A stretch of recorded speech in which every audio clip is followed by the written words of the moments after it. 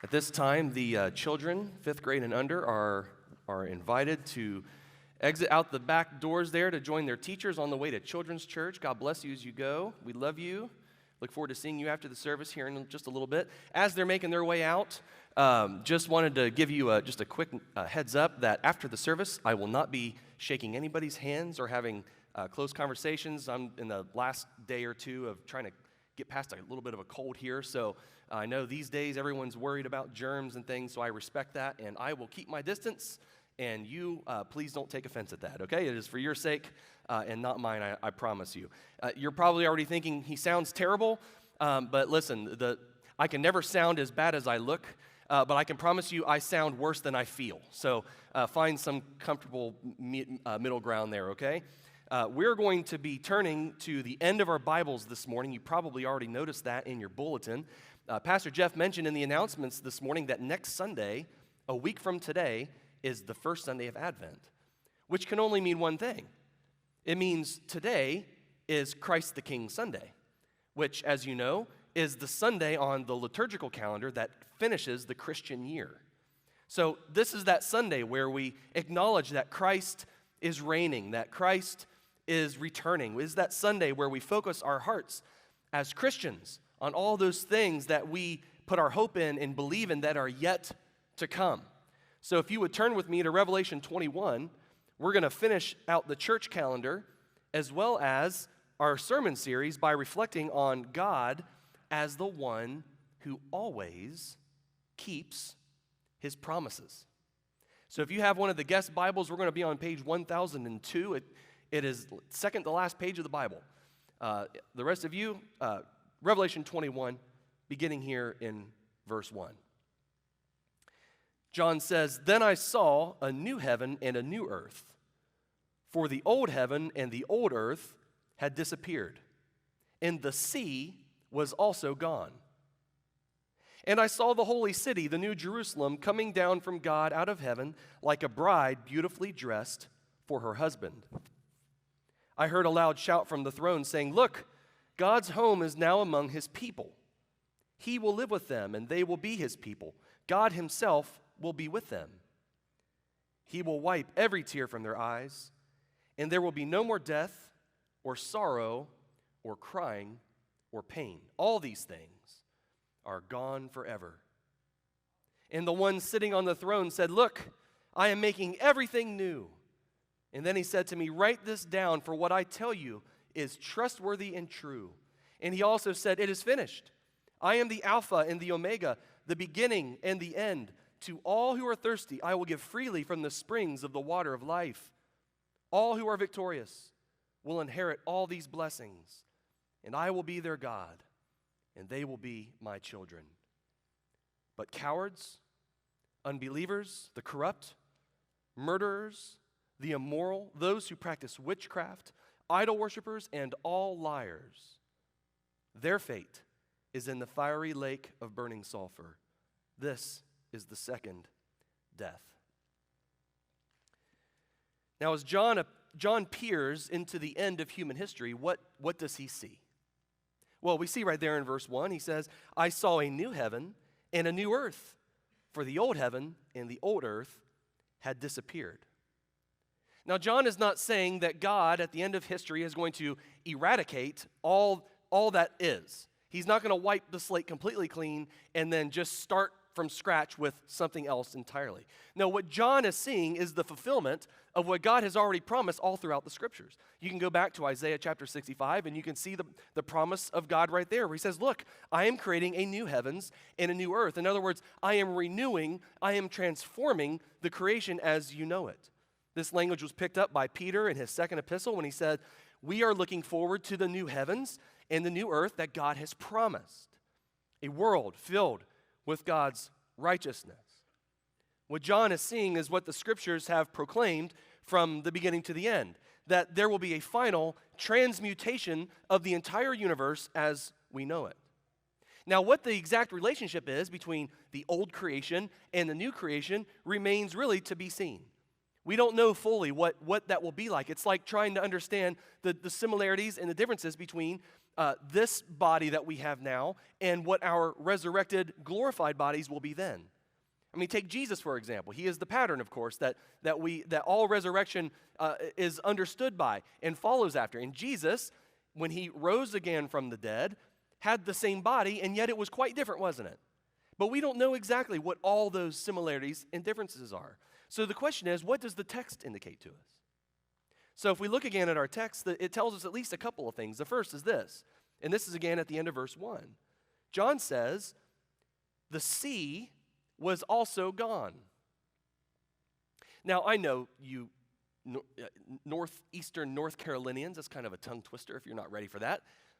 You love the sea, you love the ocean, you love to go to the beach, and you have properties there, and you have boats, and you love to go out on the water, and you love to fish, and you love to play in the waters, and that's something that is very near and dear to your heart. I too, I also love the ocean. I'm among those people who, before I ever moved here, we would save money, and we would make a trip to the beach, and it was something that we circled on our calendars and something we looked forward to. These days, I think I still love the ocean. I just don't love going there.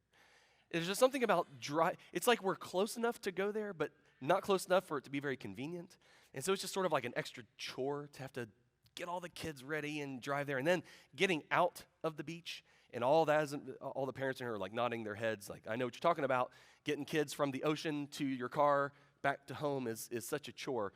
But look, John's not saying, probably, that there will be no ocean or water on the earth anymore. Remember, in Revelation, what we've pointed out multiple times over the months and the years, that all throughout Revelation, the sea is symbolic. It represents something. And in Revelation, the sea represents the origin of cosmic evil. Back in chapter 13, verse 1, then I saw a beast rising up where? Out of the sea. John's drawing from this Old Testament imagery of the sea as a place of darkness and chaos and disorder. The sea in Revelation represents those unbelieving, rebellious nations. Chapter 17, he talks about the great harlot who rules over the many waters, those evil kingdoms and kings of the world. Chapter 20, the sea is the place of the dead. The sea will give up its dead. Chapter 18, the sea is that primary arena in which the world's wicked and idolatrous trade and commerce takes place. So you see, in Revelation, the sea represents every form of evil and tribulation that faces the people of God in this old creation. And when John sees that the sea is gone, what he's saying is one of those key differences between the old creation and the new creation is that in the new creation, there will no longer be any threat from Satan. There will no longer be rebellious nations and peoples. There will no longer be corrupt economic systems. There will no longer be wicked trade and commerce. There will no longer be death itself. As Isaiah has already proclaimed, the universe is not what is being eradicated in Revelation 21, verse 1. What is being eradicated is all the former troubles, Isaiah called them, due to captivity and oppression and evil. Secondly, one of the key differences between the old creation and the new creation is this. That line that marks the distinction between heaven and earth will disappear. Now, one of the things I love about this church is that it's filled with good rural folk. You're good rural folk. Growing up, my family never wanted to live in a city, and oftentimes we never lived even in a neighborhood. And it's not that my family is antisocial, it's just we always enjoyed having space and a degree of privacy. And so I grew up what we called out in the country. And really my only real experience of living in a city was when my wife and I lived in Jackson, Mississippi together during my years in seminary. And I was in for a rude awakening. I'll never forget when we first moved there, one of the very first things I did was made a call to order pizza. We still trying to get our kitchen put back together, and I called the closest pizza place and asked if they delivered, and they asked me for my address, and I told them my address, and they said, "Oh, we don't deliver there." I said, "Well, how come?" And they said, just as a matter of fact, because of the shootings. Where Where did we just move to? When I called the insurance company to let them know that our address had changed, they notified me right away that our insurance rates were doubling. And I asked them, why? Well, and she started to list everything, and I just wanted her to stop because the list kept getting worse and worse. Well, it's the crime and the quality of the roads. This is honest. This is word for word. The corruption of the local government. The police force. Did you know the police force can have an impact on your insurance rates? I didn't know that. Now, you're probably wondering, what does that mean? Well, I'll give you an example. One time I was at an intersection in the middle of the city. There's a four-way stoplight. Everyone's stopped, and when the light turned a certain color for a certain way to go, there was a police car from the city of Jackson that was still in the red, and he turns his lights on, and everyone stops. And I'm thinking, oh, he's got a call. He's going to go to some emergency somewhere. Someone's in need. Someone's hurt. There's been a car wreck. There's a fire. You know, what has happened? And I watched as this cop car weaves through all the cars that have now stopped because his lights are on, only to pull into the gas station right here, and he gets out with his coffee cup to go in and get coffee. I promise that is true. And I didn't see that once. I saw that kind of thing all the time. So over the years, I began to understand why, maybe the local police can have. Now listen, I love the police. All right, respect the police. I stand with the police. But listen, you officers have an impact on our insurance rates. So please, do your job well for our sake. But listen, we country folk tend to think of cities and associate with cities just the worst of humankind, don't we? Now, maybe there's some bias and maybe even some wrong thinking in there somewhere, but there is some truth that in cities you tend to have concentration of things that are not good. And that's because when you take sinful people, and I'm not saying just people in cities are sinful, it's just sinful people, and you concentrate them in close proximity, you have, an exaggeration of the worst of people. And so we tend to think of cities in that way. But listen, ancient Israel looked to Old Jerusalem in a different way. They looked to Old Jerusalem as the city of the king. It is that place where law and justice issued forth. It is that place where sacrifices were made, where people, sinful people, met with a holy God, where they had a relationship with the God of the universe. It is that place of rejoicing and exaltation. They look to the city as a place of refuge, a place of protection, a place of social well-being. If you look at Revelation as a whole, you could almost describe it as a tale of two cities. You have on one hand Babylon, which exemplifies sort of the worst of the old creation, the height of human rebellion and sinfulness and arrogance. And then contrasted that, you have the city, the New Jerusalem, which exemplifies that perfect place, the perfection of the new creation. Is that thing that Paul in Galatians 4 says, this is what we look forward to. We look forward to a heavenly Jerusalem.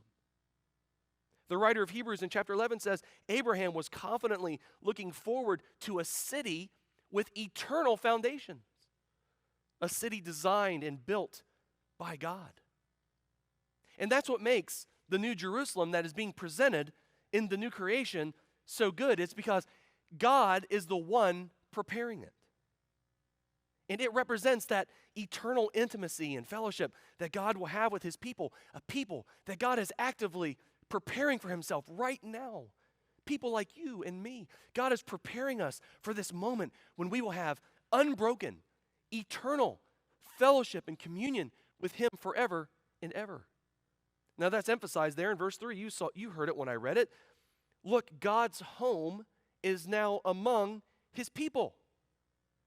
So you might ask, what's so great about the city? Well, that's what's so great about it.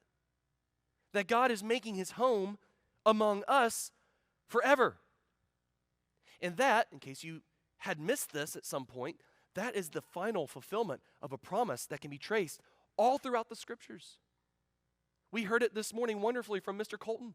He read it beautifully. Jessica, great job getting him ready for this morning. He did a great job talking about how in the Mosaic covenant, God promises to live among his people, for them to belong to him. And of course, at the time, that promise was fulfilled partially through the tabernacle and through the priestly sacrificial system. It was a partial fulfillment of a promise. Later, in Jeremiah 31, we hear the same thing as it pertains to the new covenant. I will be their people. I will be their God. They will be my people. It is that anticipation of the coming of Christ, the coming of the Spirit, whereby God would be present among his people and we would belong to him in an even greater way than the people in the Old Testament ever could have expected or experienced. But even that is not the final fulfillment of this promise that you can find all throughout the Scriptures. That is what John is seeing here.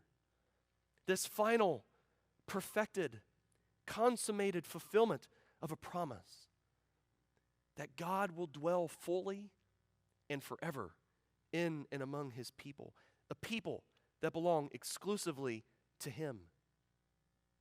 This is the promise that one day heaven and earth will come together once and for all, and God's people will no longer experience any of those sufferings, any of those tribulations, any of that persecution, any of the hardships, any of the colds or the diseases or the infirmities or the disabilities, all the things that belong to this broken world, all of those things will be gone. The curse will be gone. Night will be no more. Death will finally die. All these things we are promised will be gone forever. The city is good because God is the one preparing it. Look, he declares. I love that in verse 5 that we're told that this voice is from the one sitting on the throne. There's some discussion in verse 3 whether it's also God speaking, but we know without a doubt in verse 5 it is the one who is speaking. Look, I am making everything new. He's not making all new things. Remember, he's not eradicating the old creation and starting from scratch with something new and different. He is not making all new things. He is making all things new. And you, John, you can write this down. You can take this to the bank because what I say is always trustworthy. What I say, God declares, is always true. I am the one who makes promises. I am the one who keeps those promises. Now, you and I might have a hard time trusting that today because, well, you and I have been the victims of people who have made promises and have not kept them. But God always keeps his promises. And that's what this is all about. And you can depend upon them. You can trust in them. Even when it seems like there's no way these promises could be fulfilled. There's no way that these things are going to happen. There's no way that God is going to keep his word in this way. We can be sure that he will. And it's hard. Because you and I live in that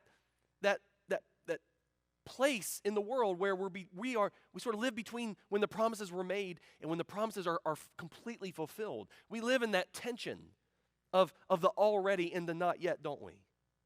But there will come a day when the one who superintends all of human history, the one who is the Alpha and the Omega, the beginning and the end, he will one day say concerning all of the promises that he has made to people like you and me, it is finished. I have kept every single one of them. I have not wavered. I have not qualified a thing. I haven't changed. I am the same then. I am the same then. I am the same now. I will keep my word, and you can depend on it with your life. And just as he brought the first creation into being, he will bring it to a conclusion. And when he does, well, he has nothing but blessing in store for those who belong to him. To all who are thirsty, verse 6. To all who are thirsty, I will give freely from the springs of the water of life. And the water of life from cover to cover is that eternal life that is nothing more and nothing less than eternal fellowship with the living God. All who are victorious, all who by grace through faith will persevere through the trials of this broken world, all who are victorious will inherit all these blessings. I love all the alls here. Every single one of you. Every single one who perseveres to the end, you will inherit every single one of these blessings. No one gets excluded. Nothing is withheld. I will be their God, and they will be my people. But cowards, and that doesn't mean those who have a hard time being brave. In the context of Revelation, these are those who cowardly refuse to persevere, who will not be brave and confident in their testimony to Christ, who will not stand up against the world, but those who give in and compromise, the cowardly, unbelievers, the corrupt, murderers, the immoral, those who practice witchcraft, idol worshipers, and all liars. Their fate is in the fiery lake of burning sulfur, which is the second death. That's a contrast in verse 8 to those who in the previous verses are described as those who overcome, those who persevere. This is the wicked and the impenitent who, back in chapter 14, we're told will drink the wine of God's anger, poured full strength into his cup of wrath.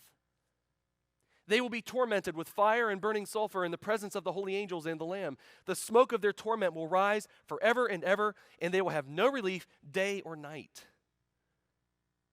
That is a sobering reality that we can neither dismiss or ignore. So what are the implications of all this for us today?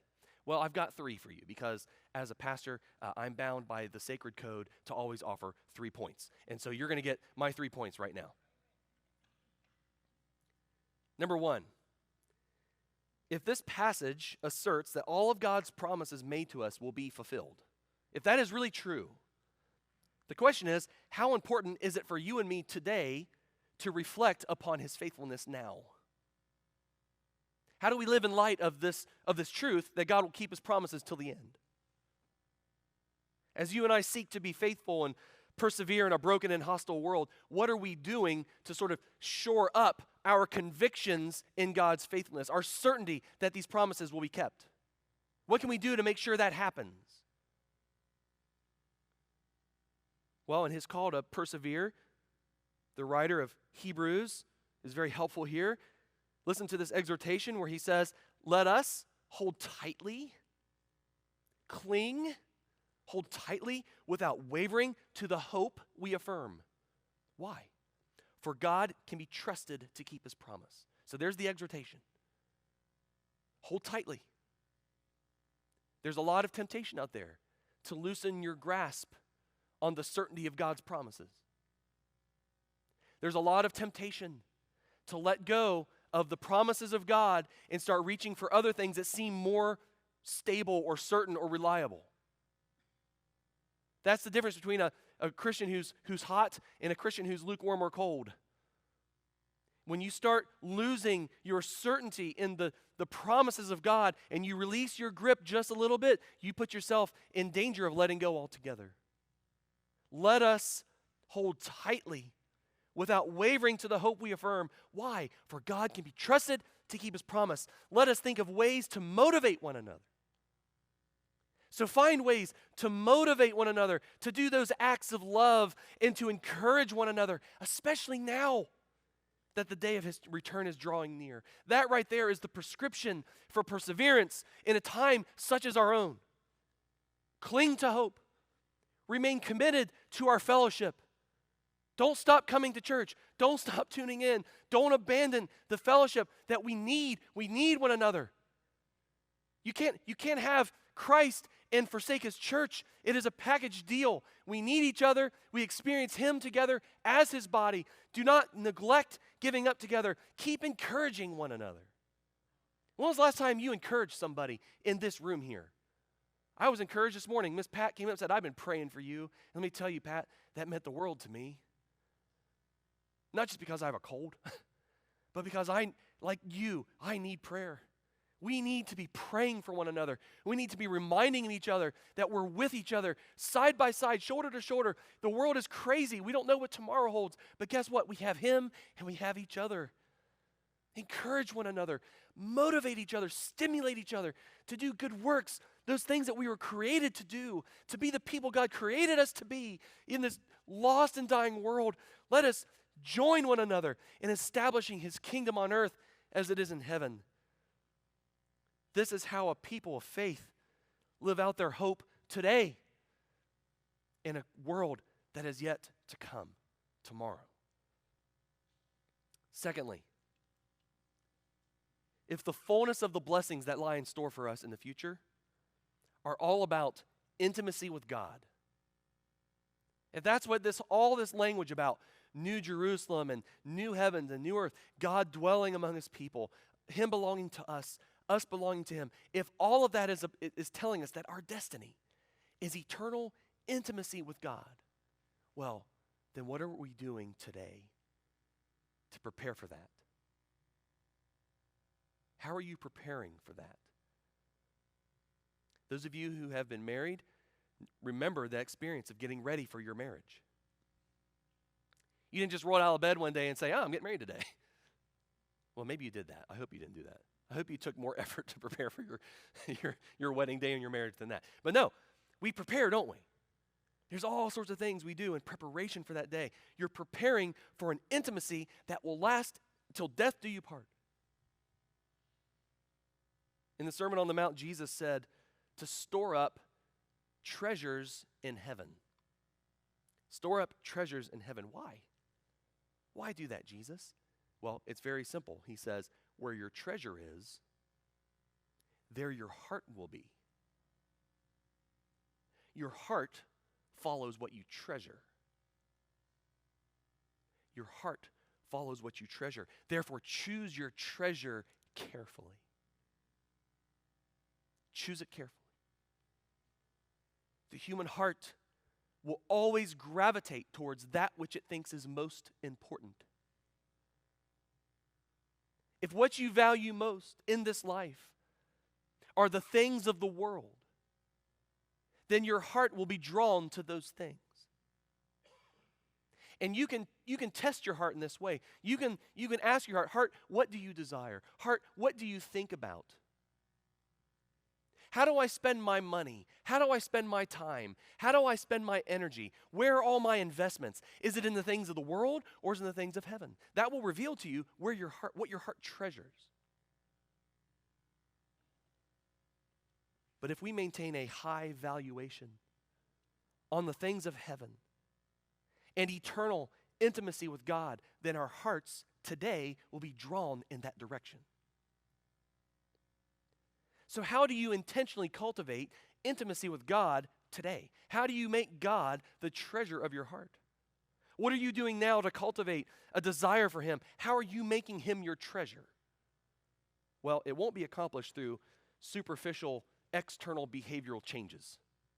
Now, it may involve some of those things, but that's not the sum total. You don't just make a few tweaks to my routine or to this outward thing or that outward thing, and then I finally arrive at the place where God is my treasure. No, it starts with a new heart. A new heart. A heart that is offered to us by a work of God's Spirit. A heart that is made new. Not a heart of stone, but a heart of flesh. Not a dead heart, but a living heart. A heart that the Spirit of God has breathed into and brought back to life. A heart that has been set free from death and from the captivity to the world and the flesh and the devil. A heart that has been made new. And then we have to take that heart and we have to constantly set before it God as our one supreme desire through worship. That is what worship accomplishes for your heart. It makes God your treasure. So when we sing these songs in our worship setting, when we give our tithes, we're not just doing charity. We're not just singing songs we like to sing. We are saying, God, I treasure you above all else. I put you first in my life. I turn from the way the world lives or the way I've been living. And I once again set you before my heart as the object of greatest desire. And when you do that, your heart is drawn toward him. And that's what the work of the Spirit seeks to accomplish in the human heart today. To make Jesus the focal point of your desire, to make him the center of your life. That is the side effect or the end result of worship. Obviously, it's not our first objective in worship to have something happen to me. Obviously, our first end in worship is to glorify God, and it is right to do that. But what's the result of that in our heart? Our hearts are drawn to him as we put him first. The work of the Spirit is to give us hearts that make Christ our treasure. Is he your treasure today? Is he your treasure? If he's not, then why do you even care about heaven? Intimacy with God is your destiny. And intimacy with God needs to begin today. Thirdly, and finally, what impact, and this is the hard one, what impact should the certainty of personal, conscious, everlasting punishment for the wicked have on our day-to-day lives? Now, when I read verse 8 initially, I'm comforted. I think verse 8 is offered to us as those who belong to God and are in this broken world. It's offered to us as comfort. Comfort that wickedness and evil does not have the final say on human history. We believe rightly that God will fulfill his promise to establish his righteousness on the earth as the waters cover the sea. A world of righteousness from shore to shore, around all of the universe. God's righteousness will be found in every corner of created existence forever. We long for that. We long for justice. We long for truth. We long for the light to finally dispel all darkness forever. And so verse 8 comes as a great solace to us. But I hope that it also produces in you, as it does in me, and probably not as much as it needs to. God, help me with that. I hope it produces in you a great discomfort. A great discomfort. For it is appointed once for a man to die, and then judgment. There is a coming judgment. And no matter how unpopular that doctrine may be, how hard it is for us to reconcile these things with what we think we know about God or what we believe about God, his word does not permit us to pretend it's not an issue. You know, when I first started in ministry, long before here, when I first started preaching in high school, I made it a personal mission of mine to present the gospel as just more than a ticket out of hell. Now, there's a place for a particular type of preaching, but I felt God speaking to me and say, you need to not focus on the negative, focus primarily on the positive. Not just what you're getting out of, what are you coming into? And so my gospel presentation has always tried to emphasize new life and new purpose and real intimacy right now in this life. That has been the focus of all of my efforts as a preacher and as a pastor and as a person called of God to vocational ministry. This is the gospel offered to us, this free gift of salvation and life.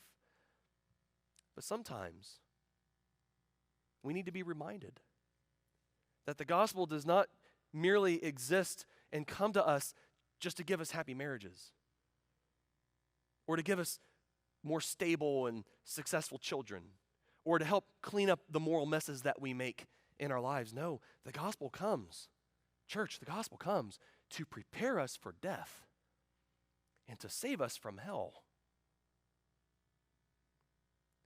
The Bible demands that the doctrine of hell not only be right up there at the forefront of all the things that we believe and we cherish and we talk about, but it's also that primary motivation and propulsion for missions and evangelism.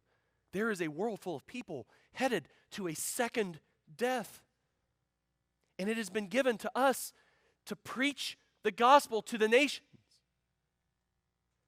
And it should drive us in compassion to reach out, not just to the lost and the abstract, but to the people that I work with, the people in my family, the people that live next door, the people that I disagree with, the people who hate you, the people who disagree with you, who are working actively today to silence you. It is your job not to just relegate them to the darkness of hell. It is your job to pray for them and to love them and to win them into the light of the gospel. It is up to us to bring people into the sheepfold, to introduce them to the great shepherd who laid his life down for them. The doctrine of hell has to motivate us to get out of our comfort zones, to forget about all those things, those insecurities that we have, to all of our laziness and our apathy and our sense of security, and has to drive us into mission to make whatever sacrifice is necessary, whatever it takes, for the sake of those headed to destruction. You and I were once children of condemnation and wrath. That was your fate and my fate, until you were the recipient of the good news shared by someone else. I bet not a single person here today came to Jesus because Jesus himself appeared to them and said, follow me. There's no Paul in here. You came to Jesus because another person who came to Jesus brought you to Jesus. Whether it was a parent, a friend, a preacher, a televangelist, somebody. You might be saying, well, Pastor Sean, I was on a business trip and I pulled a Gideon's Bible out of the drawer there and I read John 3:16 and became a believer right then. Well, good. Well, who put the Bible there? A person. A person put it there. God brings people into his kingdom through people, and that is people like you and me. We were once dead in our sins and trespasses. We were condemned. We were enslaved, but we've been brought to the light, and now we have to bring others there as well. John Wesley said, give me 100 preachers who fear nothing but sin and desire nothing but God, and I care not a straw whether they be clergymen or laymen. For such alone will shake the gates of hell and set up the kingdom on earth. Are there 100 such people here today? I don't know, maybe there's not even 100 people here, but there's people tuning in. Are there 100 such people among this church who put all their hope and trust in the promises of God? Not just when things are going well. When your favorite politician has been elected. When your 401k is doing well. When your favorite sports team squeaks out an arrow victory over a team that they should have beat by 40 points. Not just in the good times, but even in the bad times, especially in the bad times. Are there 100 people who trust God then and stake their lives upon his promises? Are there 100 such people who use every opportunity in life to cultivate such an intimacy with God that it can be truthfully said that he belongs to them and they belong to him? Are there 100 such people here this morning? Are there any who will imbibe his very heart for sinners? Men and women, boys and girls, people from every tribe, every nation, every color. Christ died for all. Will we imbibe such a heart as that and join him in his mission to seek and save the lost? I believe there are. I believe there are. May all these things be truthfully said of us at this church today. Amen. Let us pray.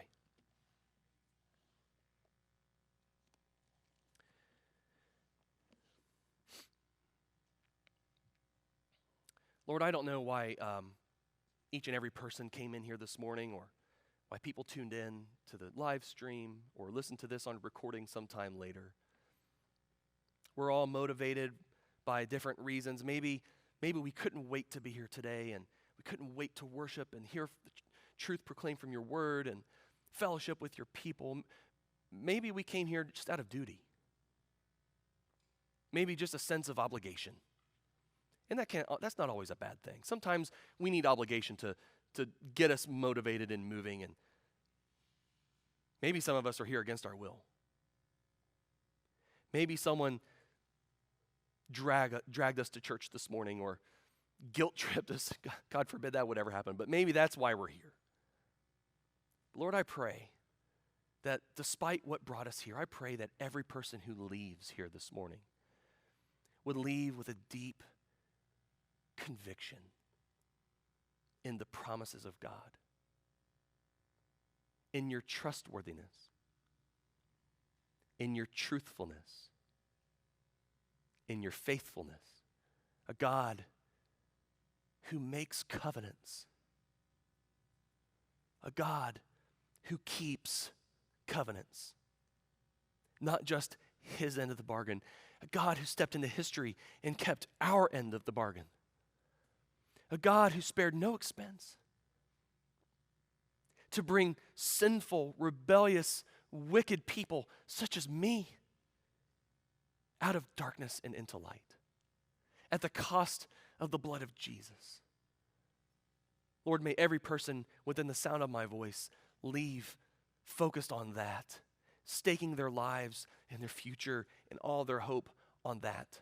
Help us to let go of our grasp on the things of the world and store up treasures in heaven. May we make you the object of our greatest desire. May we make you the one that our hearts are gravitating towards, because you are our ultimate destiny. And we long for, and we wait with patience, enduring this broken world until that day when you step foot on it and make all things once and for all new. Lord, help us to be faithful. By your Spirit's presence, give us new hearts. Help us to be strong and focused. May we, by your grace through our faith, persevere to the very end. Lord, that is our desire, so that you would be glorified on earth as it is in heaven. Lord, we pray these things in Jesus' mighty name. Amen.